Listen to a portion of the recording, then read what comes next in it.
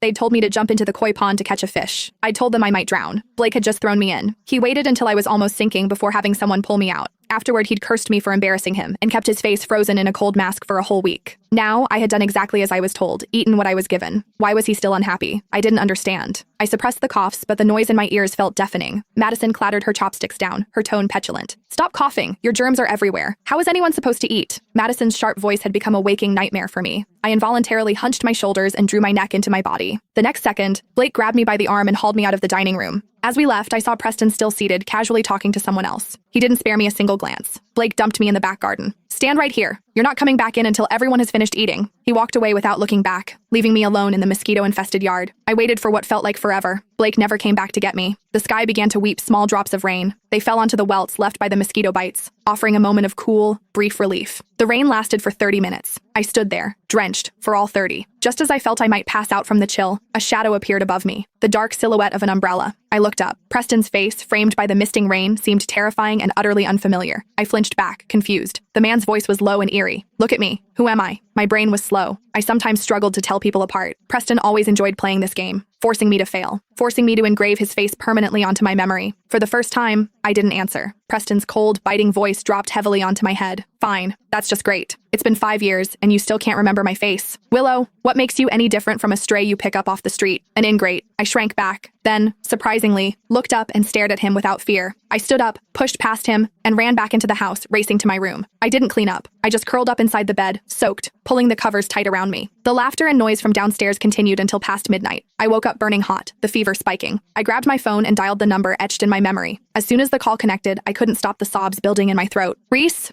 they're all bullying me. I want to go home. Please, hurry, take me home." Reese was my best friend from the Sunrise home. Before he was adopted, he made me promise to memorize his number. If I ever needed him, I had to call. Silence stretched on the other end. Then, a man's voice, thick with suppressed emotion, came through. "What, Willow? Is that really you?" "It's me, Reese. I want to go home." "Okay, I'll come get you. Just please, stop crying, all right?" I nodded, the tears pouring out even faster. Reese, just like when we were children, began to hum a soft, familiar lullaby on the other end of the line, soothing me to sleep. I closed my eyes, the sound of my own shaky breathing gradually softening. I fell asleep, dreaming. I dreamed that in 3 days, I successfully left the Sayer house. I was back at the home, back with the matron. I was holding Reese's hand again, telling him how much I missed him. Later that night, my fever was still raging. Through my delirium, I heard Blake complaining. "The bet's on the line. Why did she have to spike a fever right now?"